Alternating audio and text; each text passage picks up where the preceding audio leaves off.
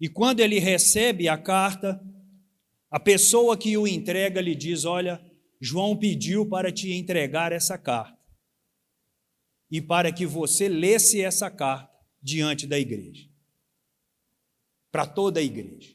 Então, o que acontece num culto lá, na reunião dos irmãos, numa quinta-feira, Ítalo, foi que isso aconteceu? Isso é uma brincadeira, tá? Não foi quinta-feira não, tá? Eu estou trabalhando aqui com uma suposição, eu estou mexendo com você para você entrar nesse texto junto comigo. Então, os irmãos se reúnem numa quinta-feira, a igreja em Pérgamo se reúne numa quinta-feira, e eles então, sabedores de que uma carta havia sido endereçada por João, do qual muitos em Pérgamo provavelmente foram discípulos.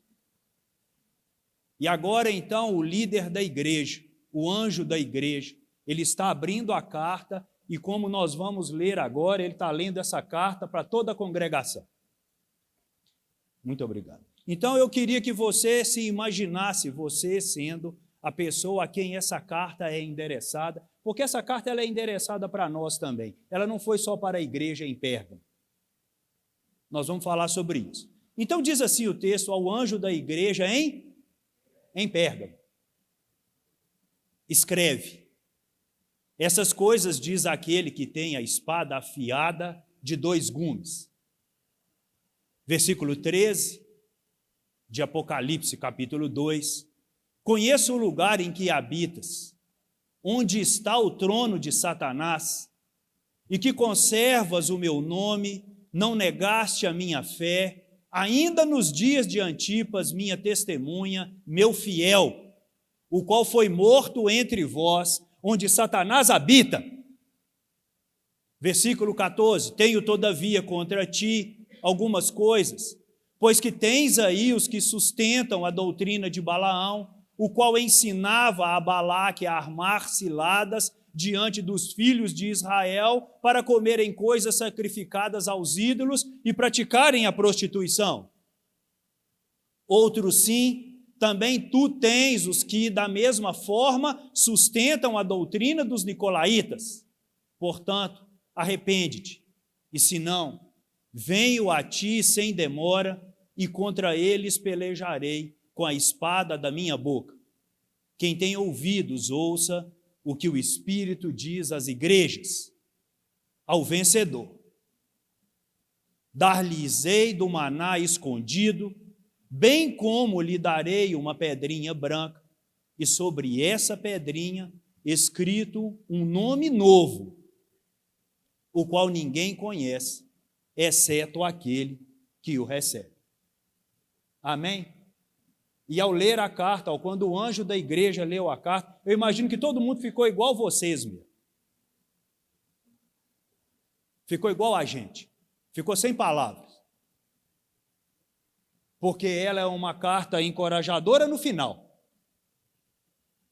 E João, então, ele está exilado na ilha de Patmos. Eu até acredito que para quem está exilado, ele não devia estar tão bonitão assim, né? Olha, escovadinho, bem vestido, barbinha parada. Acho que quem fez a barba dele foi até o pastor Alexandre, não foi, pastor? Todo penteadinho, todo engomado. Mas não é não, querido. Isso tem um sentido, brincadeiras à parte, porque quem está em Cristo, ainda que esteja passando por crise, ele não perde a sua esperança. Amém? Essa e todas as demais cartas, as 7 cartas que foram escritas, as 7 igrejas da Ásia Menor, elas representam um período profético para a igreja cristã. E é relevante sabermos que essas cartas, elas são atemporais, e cada uma delas revela algo para este tempo que nós estamos vivendo. O nosso desafio neste tempo é termos o discernimento, através desses estudos bíblicos aqui da escola, onde nos encaixamos nas mensagens que estão sendo endereçadas a estas igrejas, tanto como pessoas, como igreja. Esse é o nosso desafio. O nosso desafio é termos esse discernimento. Onde nos encaixamos dentro dessa mensagem, nessa noite, endereçada à igreja de Pérgamo? Esses estudos, essas revelações, melhor dizendo, eles não são apenas para o nosso conhecimento como pessoa ou como igreja. Isso é um chamado a um posicionamento. Não é apenas para conhecimento, é para posicionamento. E como eu disse, ele está escrevendo, exilado na ilha de Patmos, e eu quero começar com você por aqui. Ao anjo da igreja em Pérgamo, escreve.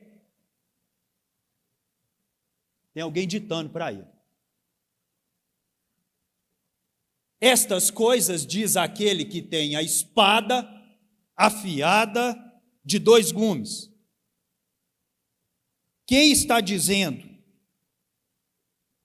Estas coisas diz aquele que tem a espada afiada de 2 gumes. Não é sobre quem está escrevendo. Nós sabemos que João escreveu, mas não é sobre quem está escrevendo, mas é sobre quem e o que está dizendo. Nós precisamos focar na mensagem da carta, porque a relevância dessa carta está nas percepções do autor da mensagem, porque quem estava mandando a mensagem conhecia muito bem o que se passava lá dentro, tanto na cidade como na igreja. Quem dizia? Quem dizia é aquele que tem a espada afiada de 2 gumes.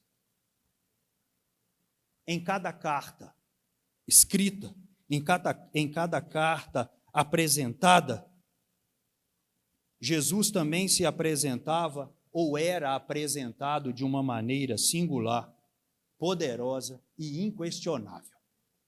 E isso é o que trazia autenticidade à mensagem. E ele está dizendo, mais uma vez eu repito, quem diz é aquele que tem a espada afiada de 2 gumes. A espada representa a autoridade. E essa espada não era uma espada qualquer, ela era uma espada afiada dos 2 lados. Isso representa uma arma poderosa. Quando nós falamos de espada afiada dos 2 lados, isso nos remete a Hebreus capítulo 4, versículo 12, que vai falar sobre a própria palavra, que ela é como uma espada afiada de 2 gumes, que penetra até a divisão da alma e do espírito e separa ossos e medulas. E ela pode discernir também as intenções do coração. Então, olha onde isso vai nos conduzir. A espada afiada dos 2 lados nos remete à palavra. Nós sabemos que o poder está na palavra. Ela diz sobre si mesma, que é mais penetrante que espada de 2 gumes. Ela diz sobre si mesma que ela não volta vazia, e ela diz sobre si mesma que o Senhor vela sobre ela para a cumprir. Amém? Então, o que João está dizendo? Vamos traduzir. O que João está dizendo é o seguinte: essas coisas diz aquele que tem a palavra. Está ficando claro? Porque se não estiver ficando claro, eu tenho que começar de novo. Essas coisas diz aquele que tem a palavra. Jesus é a palavra. As falsas doutrinas predominavam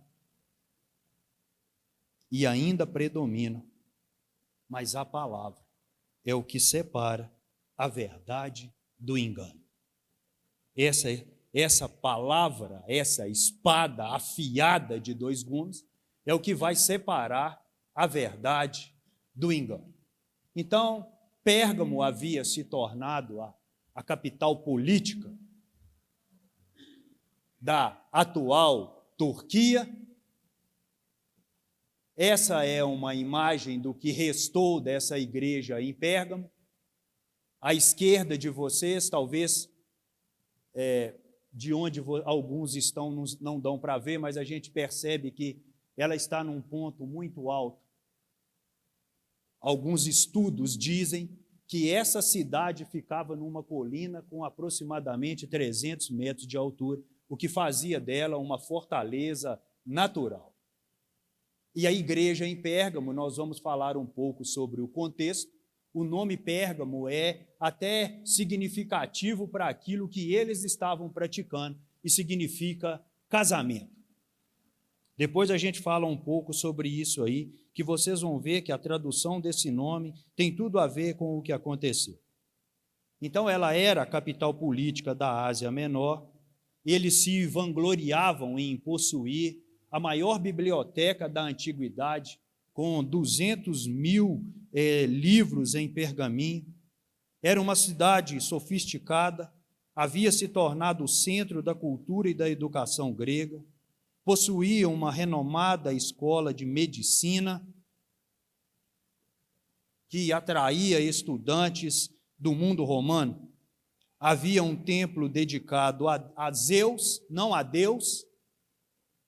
Havia um templo dedicado a Zeus e a outras divindades, e muitos desses ídolos eram em forma de serpentes. Todas essas informações nos ajudam a entender o ambiente e a influência sobre as quais a igreja em Pérgamo estava. O que Jesus, então, ele vai comunicar à igreja? Ele começa com um elogio, mas eu queria focar nesse primeiro momento sobre o que ele está comunicando. No versículo 13 diz: eu conheço o lugar em que habitas. Onde está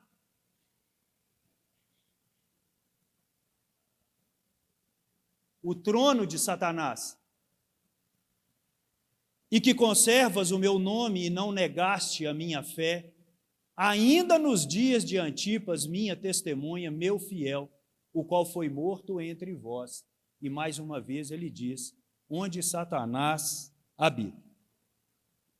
Eu sei onde habitas, que é onde está o trono de Satanás. Onde estava o trono de Satanás? O trono de Satanás estava onde o poder dos impérios mundiais que se levantavam contra Deus estava. O trono que durante centenas de anos esteve na Babilônia, agora ele estava em Pérgamo. O trono de Satanás era algo espiritual e não literal. Não havia, então, um local físico onde esse trono estava. Ele está se referindo a um trono espiritual e não literal. Isso significa que o sistema estava envolvido. Para uma cidade que privilegiava a arte e a cultura, isso era um prato cheio. Então, se o próprio Cristo está falando, eu sei no lugar que eu sei onde vocês estão. Vocês estão onde está também o trono de Satanás. Então, isso nos remete ao poder de influência maligna que havia em Pérgamo. Um trono significando poder e autoridade. É o que dava a pauta social e cultural para aquele povo. Eu já disse que as falsas doutrinas, elas predominavam.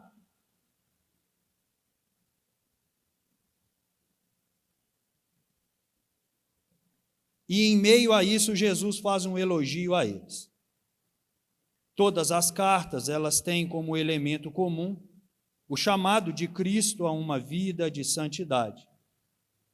E o elogio que ele faz a eles é: olha, eu sei que o trono de Satanás está aí, mas há entre vocês fiéis. Vamos voltar no versículo? Eu conheço o lugar onde vocês habitam, onde está o trono de Satanás. Vocês conservam o meu nome, vocês não negaram a fé. Ainda nos dias de Antipas, minha testemunha, o meu fiel, o qual foi morto entre vós, onde Satanás habita. Então, todas as cartas têm como elemento comum o chamado de Cristo a uma vida de santidade. Eles eram fiéis e não abandonaram a fé, mesmo após a morte de Antipas. Antipas está sendo chamado por Jesus por uma fiel testemunha. O que essa morte de Antipas representa? A morte de Antipas representa, e não é de se assustar, num lugar onde o trono de Satanás estava, que a igreja ela enfrentava perseguição e oposição. Agora vamos ver quem foi Antipas. Ele foi o bispo da cidade de Pérgamo, provavelmente um dos responsáveis por essa igreja. Discípulo do apóstolo João, Pérgamo era um centro de culto, além de deuses, também ao imperador César, e ele se recusa a dizer que César era o Senhor. Então, por isso, é por isso mesmo, né? Não é isso?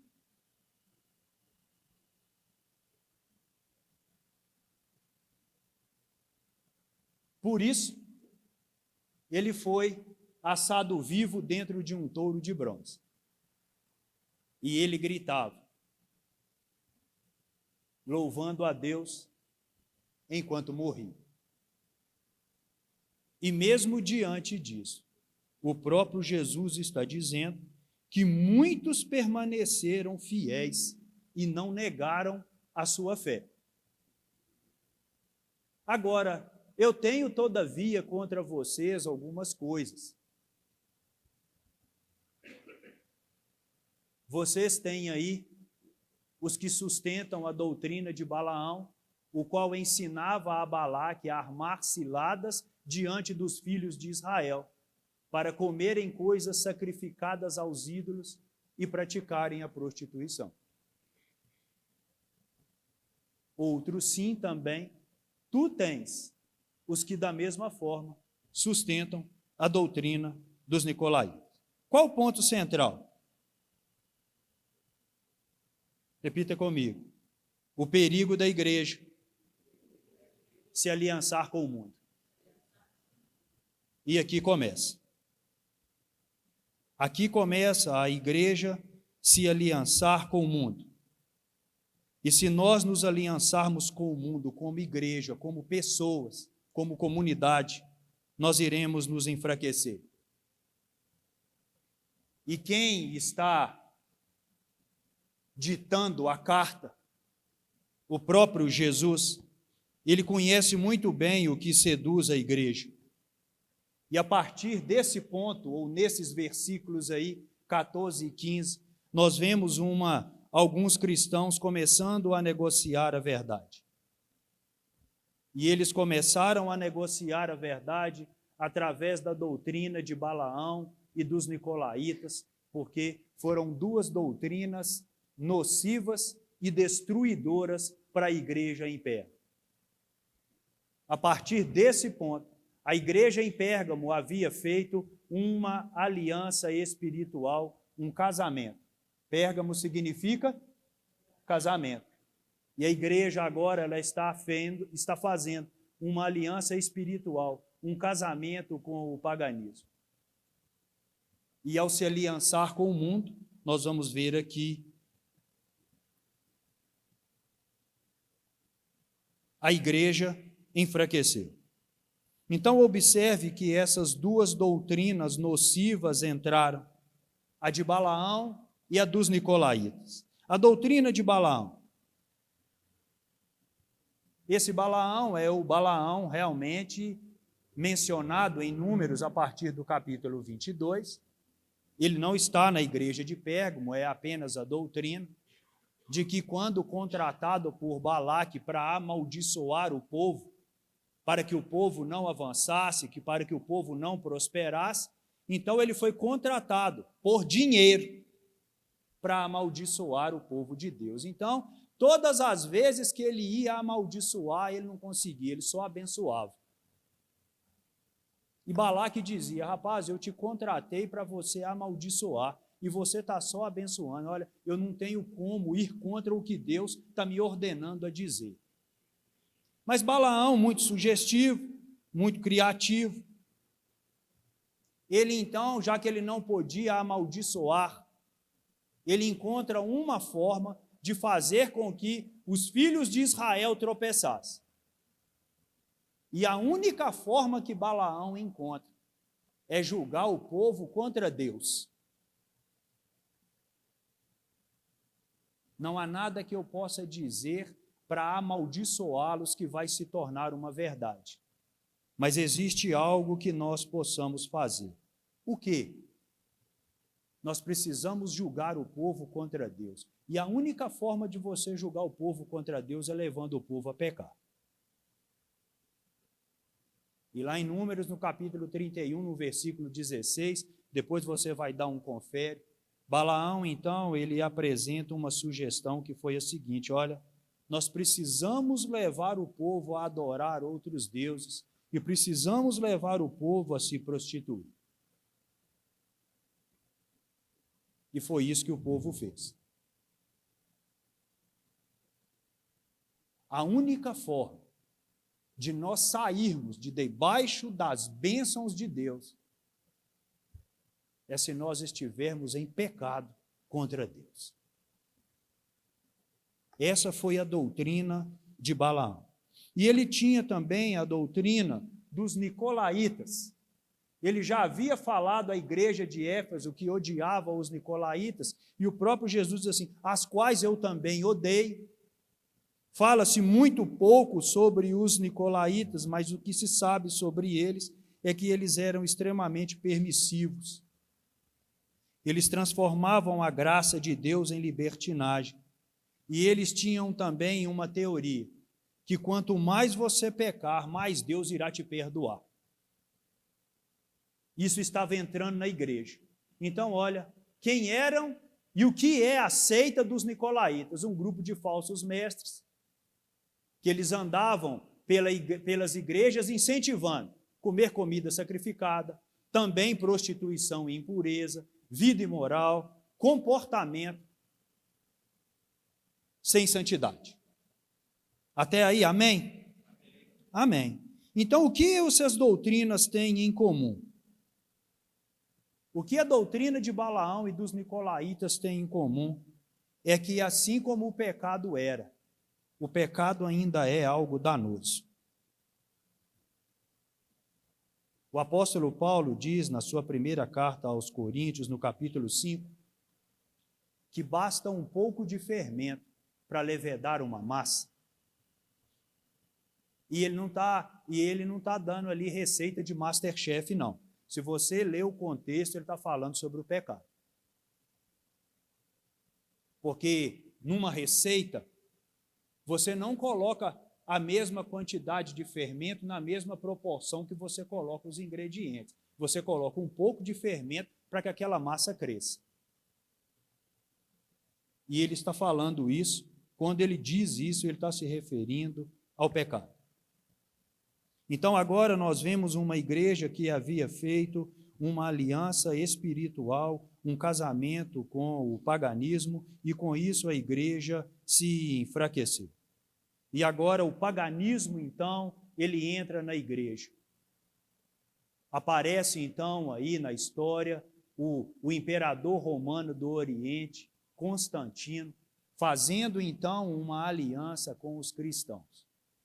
Constantino, o imperador romano do Oriente, ele meio que concorria com o imperador romano do Ocidente, chamado Maxêncio. E a ideia de Constantino era unificar isso. Ele precisava vencer essa batalha contra ele para unificar o império. Ele queria tudo para ele. Então ele propõe algo para a igreja aqui. Se vocês lutarem comigo e nós vencermos essa guerra, nós vamos oficializar a religião cristã. Nós seremos um só povo. Não haveria mais perseguição caso eles o apoiassem nessa batalha. E os cristãos, então, apoiam ele na batalha e eles vencem. Então, Constantino prometeu institucionalizar a religião cristã e ela se tornaria, então, a religião universal e se tornou mesmo. E a partir dali nasceu, então, a Igreja Católica. Veja, vamos ver aonde que isso vai chegar. E com essa vitória, realmente muitos cristãos deixaram de serem perseguidos e mortos. Dá um like aí. Só que a igreja cristã, a verdadeira igreja cristã, se uniu ao paganismo. Como? Porque quando ele foi institucionalizar a igreja, ele começou a oferecer dinheiro, ouro, vestimentas, assediando as pessoas para que as pessoas se convertessem ao cristianismo, sem critério nenhum. E muitos, por causa dessas bajulações, dessas premiações, começaram então a entrar na igreja que tinha como espinha dorsal o evangelho.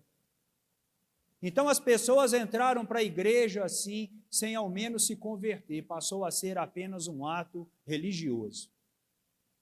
Então, aonde que isso foi chegando? Foi a igreja cristã verdadeira se unindo ao paganismo. E rapidamente a igreja cristã se encheu de pagãos e, consequentemente, a idolatria passou a fazer parte da igreja. E como pano de fundo, o que ele fez? Os santos, entre aspas, eram agora os heróis da igreja cristã. Surgem então como os santos da igreja, Paulo, Pedro, Maria e tantos outros.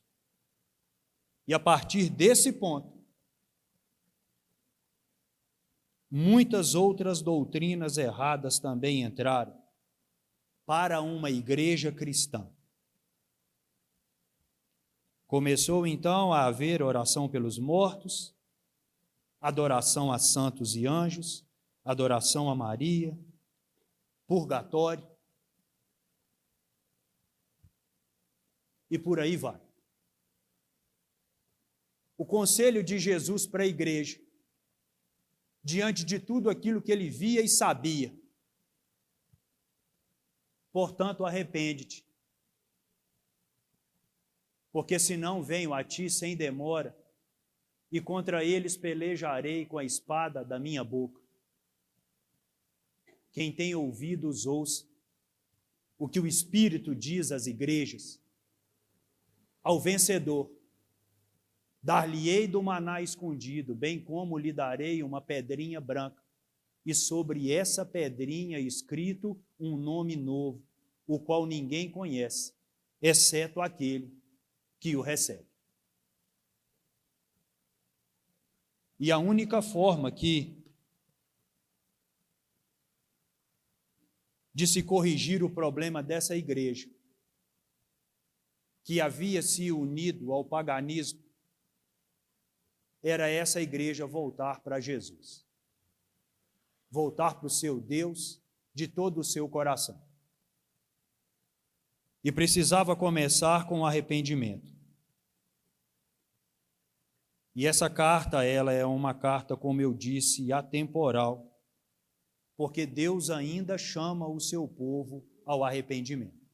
Deus ainda chama o seu povo ao abandono do pecado. Você sabe qual que é uma das coisas mais perigosas quando entra uma doutrina na igreja? Porque hoje nós somos influenciados por doutrina de todos os lados.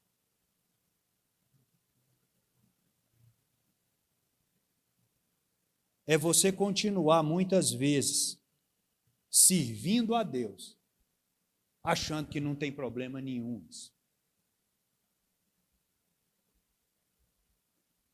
Porque hoje é tanta informação, é tanta coisa, que se nós não tivermos firmados na revelação da palavra, nós não vamos saber discernir o que é verdade e o que é mentira. Não existe que uma mentira dita muitas vezes torna-se uma verdade. Uma mentira sempre vai ser mentira, independente do número de vezes que ela for dita.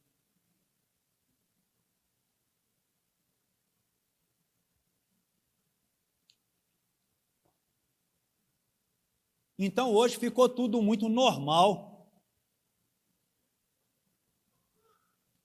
Tudo passou a ser aceito. Então, ele está chamando ao arrependimento. Arrepende-te. Arrependimento é metanoia, é mudança de mente, é mudança de rota. É um convencimento que o homem não dá, mas o Espírito Santo sim. Quando que eu me arrependo? É quando o Espírito me constrange. E como eu sei que eu arrependo? É porque, olha, eu entendo que isso não está à luz da palavra, então eu vou confessar porque eu me arrependo. Você só confessa aquilo que você se arrepende. E Deus ainda está chamando o seu povo. Ouvir o que o Espírito diz à igreja. Porque a promessa final, ela é a eternidade. Eu quero te fazer uma pergunta. Será que essa mensagem de Jesus para a igreja de Pérgamo é oportuna para a igreja brasileira de hoje?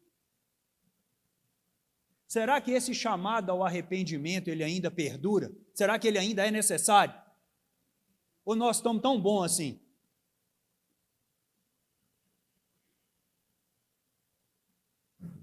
A igreja de Pérgamo foi fiel por um tempo.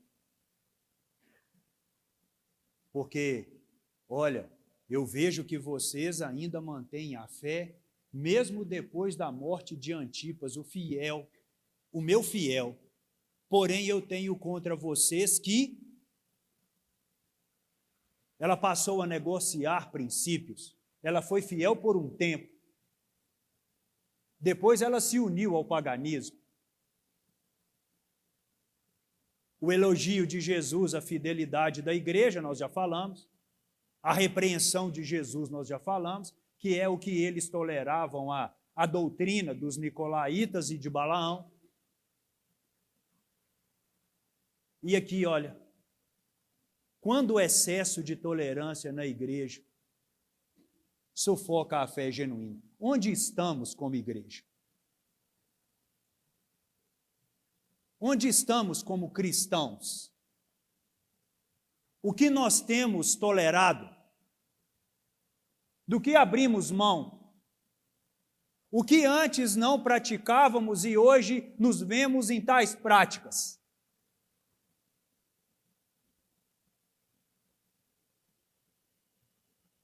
O que um dia eu abominei e hoje eu compactuo? De uma mesma fonte? De uma mesma fonte? Não jorram dois tipos de água. A igreja raiz dizia assim, ou você é santo ou você é profano.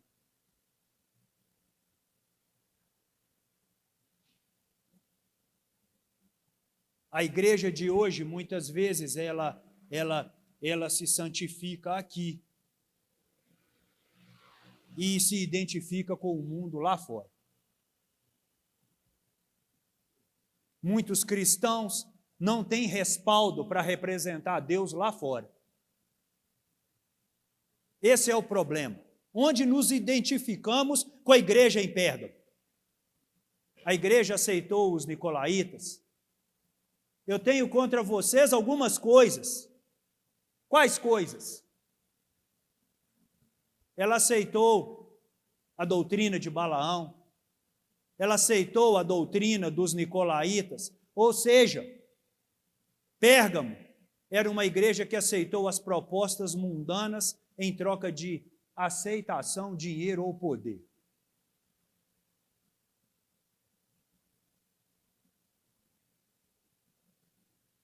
Mas Jesus nos oferece um recomeço. Arrepende-te. Deus ainda chama o seu povo ao arrependimento. Porque caso não se arrependesse, viria sobre eles uma sentença. E a sentença seria, olha, eu vou consumi-los com a espada da minha boca. É o Senhor, então, essa espada da minha boca, é o Senhor cumprindo sua palavra sobre aqueles que se curvaram ao trono de Satanás. O trono de Satanás não é literal, ele é espiritual. É ele que dita a pauta, é ele que influencia.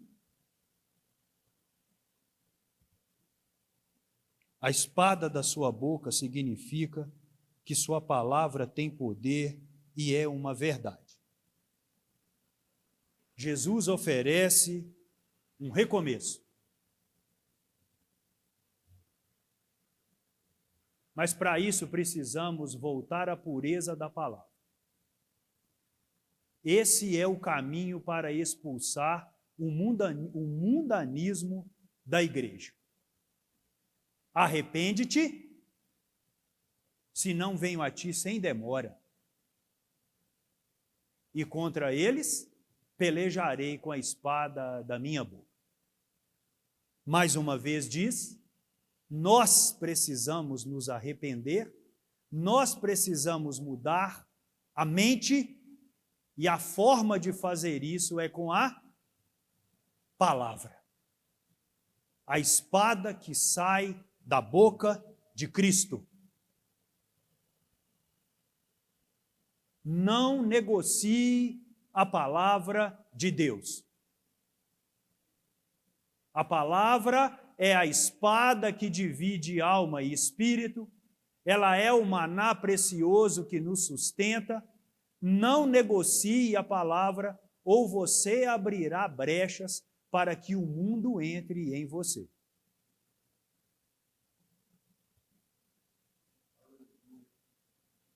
Foi o que eu falei domingo de manhã sobre a casa de Acabe e Jezabel. Só entra na casa o que antes entra na vida.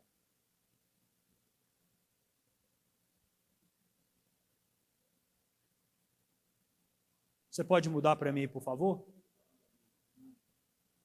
Vocês mudam aí para mim, por favor, Felipe? Obrigado. Quem tem ouvidos, ouça o que o Espírito diz à igreja. Ao vencedor eu lhe darei do maná escondido. Eita, bem como lhe darei uma pedrinha branca. E sobre essa pedrinha, escrito um nome novo, o qual ninguém conhece, exceto aquele que o recebe. Essa pedra branca tem uma história sobre ela. Ela significa a absolvição de todo escrito de dívida. A tradição dizia que, durante um julgamento, diante de um juiz, se a pessoa recebesse do juiz uma pedrinha branca, ele foi absolvido. Se recebesse uma pedrinha negra, preta, ele estava condenado. Então, Essa pedra branca, ela era usada para indicar a inocência em um julgamento. Assim, receber a pedra branca significa perdão completo dos pecados e uma morada eterna com Deus. Então preste atenção, quando o Senhor nos chama ao arrependimento, Ele dá o recurso também. Ele não está chamando por chamar, não. Ele está chamando porque o desejo dele é nós vivermos com Ele na eternidade. A promessa final é a eternidade. Nós, como igreja, temos uma missão. A nossa missão como igreja é nos apresentarmos imaculados ao noivo.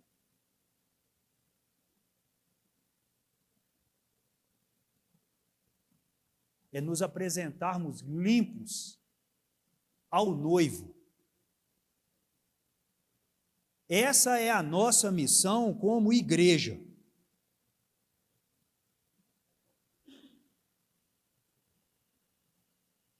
Seja fiel a Cristo, porque tem uma pedrinha branca te esperando.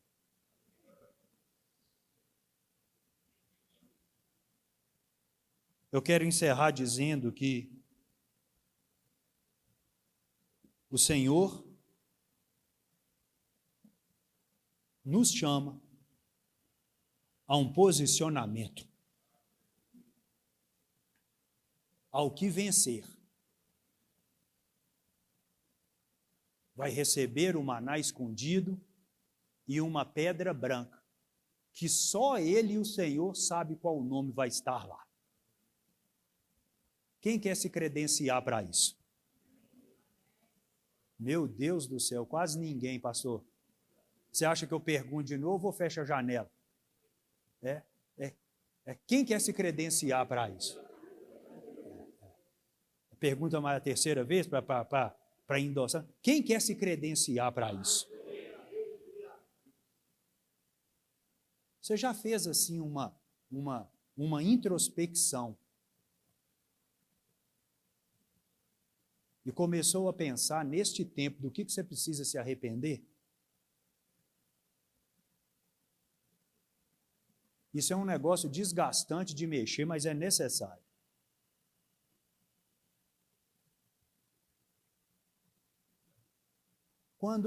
Se o Senhor estivesse escrevendo uma carta para Verbo Arvoredo nesse tempo, o que ele diria?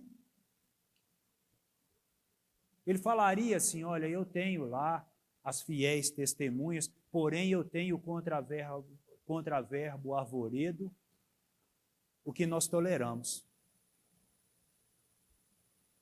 Você sabia que, fica até redundante, você sabia que ele sabe?